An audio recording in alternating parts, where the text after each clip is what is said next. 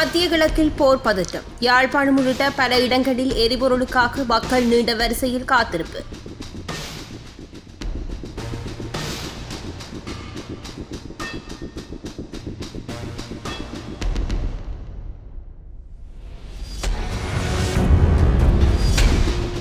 சிசுவின் கருச்சிதைவு மீட்பு. பேருந்து நிலையத்தில் குறித்த கருச்சிதைவு காணப்படுவதாக யாழ்ப்பாணம் போலீஸ் நிலையத்திற்கு தகவல் கிடைத்துள்ளது. இந்த நிலையில் குறித்த பகுதிக்கு வருகை தந்த யாழ்ப்பாணம் போலீசார் மற்றும் தடயவியல் போலீசார் குறித்த இடத்தை ஆய்வு செய்ததுடன் கருச்சிதைவினை மீட்டு யாழ்ப்பாணம் போதனா வைத்தியசாலைக்கு கொண்டு சென்றுள்ளனர். அத்துடன் மீட்கப்பட்ட கரு தொடர்பில் கண்காணிப்பு கேமராக்களின் உதவியுடன் விசாரணைகளை மேற்கொள்ளுமாறு யாழ் நீதவான் லெனின்குமார் போலீசாருக்கு பணித்துள்ளார்.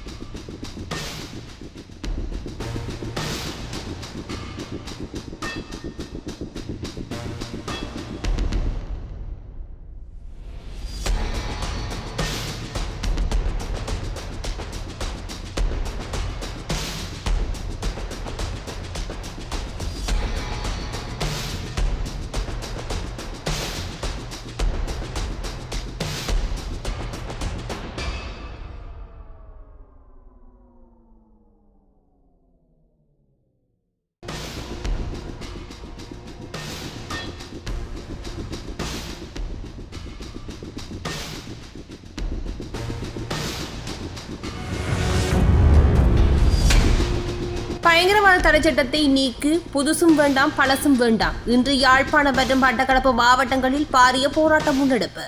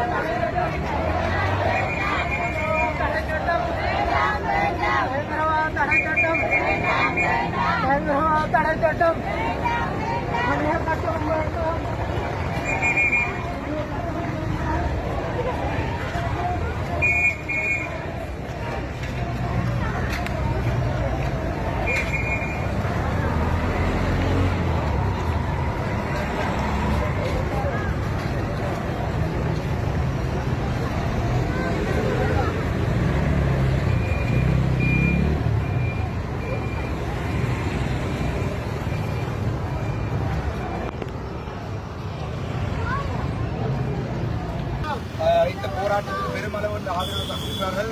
நாங்கள் அனைவரும் இந்த பயங்கரவாத தடுப்பு சட்டம் புதிய வடிவமோ பழைய வடிவமோ அனைத்துக்கும் நாங்கள் எதிர்க்க வேண்டும். தமிழர்களை வதக்கும் சட்டமாக இந்த சட்டத்தை பார்த்து இது வாய்ஸ் கட் இல்லை. என்னுடைய கூட புதிய வாய்ஸ் கட்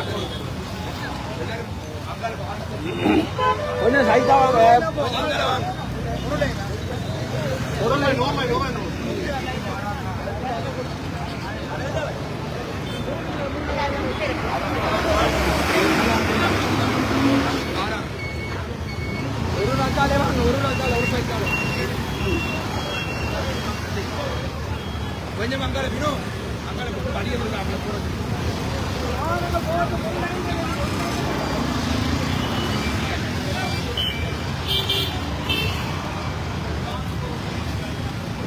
நான் என்ன நீண்ட நேரமாக படிய படித்து வச்சிருக்கேன்.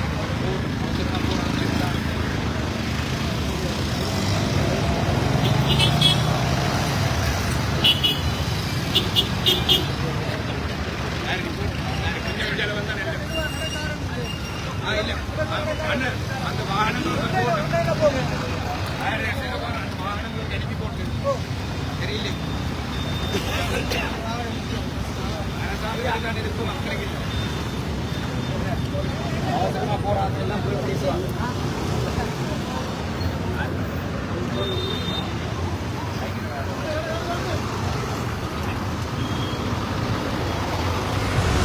முதல் முறையாக 13,364க்கும் மேற்பட்ட பக்தர்களின் பங்கேற்றலுடன் சிறப்பாக நடைபெற்றது கச்சதீவு புனித அந்தோணியர் ஆலய திருவிழா.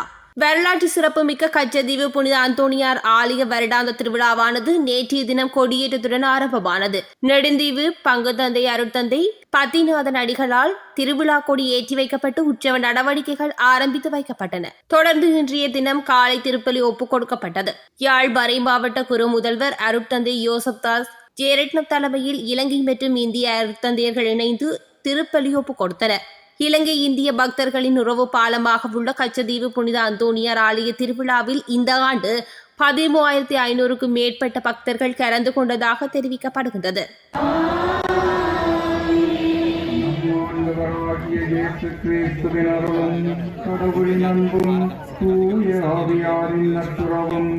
உங்கள் அனைவரோடும் இருப்பதாக.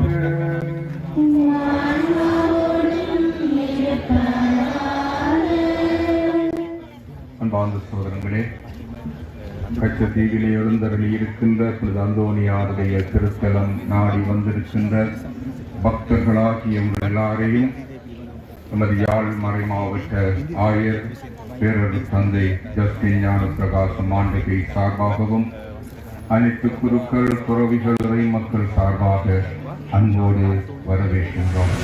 நேற்று கட்சி ஆரம்பித்த விஜய் கூட கச்சதீவை மீட்போம் என்று சொன்னார். அரசியல்வாதிகள் தமது அரசியலுக்காக சொல்லும் பொய் இது என்பதை தமிழ்நாட்டு மக்களும் உணர்வார்கள். விஜய் முதலில் தனிப்பட்ட ரீதியில் உள்ள குளறுபடிகளை தீர்த்து கொள்ள முடியாமல் இருக்கிறார். இந்த நிலைமையில் நாட்டை சீர்படுத்த போகிறாரா இல்லையா என்பதை தமிழ்நாட்டு மக்கள் இந்த தேர்தலில் முடிவு செய்வார்கள். இவ்வாறு கச்சதீவில் கடற்தொழில் அமைச்சர் ராமலிங்கம் சந்திரசேகர் தெரிவித்துள்ளார்.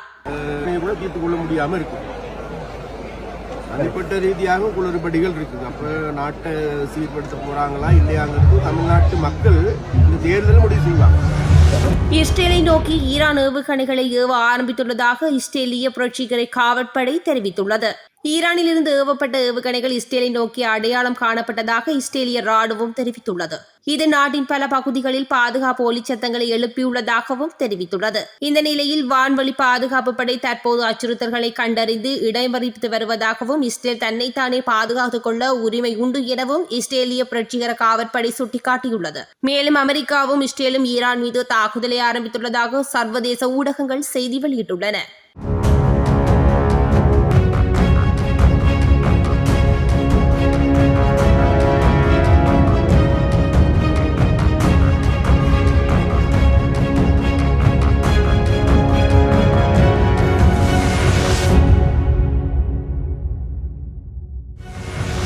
தற்போது ஆட்சியில் உள்ள தேசிய மக்கள் சக்தி அரசாங்கமும் குறித்த தந்திரோபாயத்தில் சளைத்ததல்ல. தமிழ் மக்களின் அபிலாசை தொடர்பிலான விடயத்தில் கடந்த கால அரசுகள் விட்டுச் சென்ற இடத்தில் இருந்து இந்த அரசு இன்னும் அதிகப்படுத்தி பயணித்துக் கொண்டிருக்கின்றது.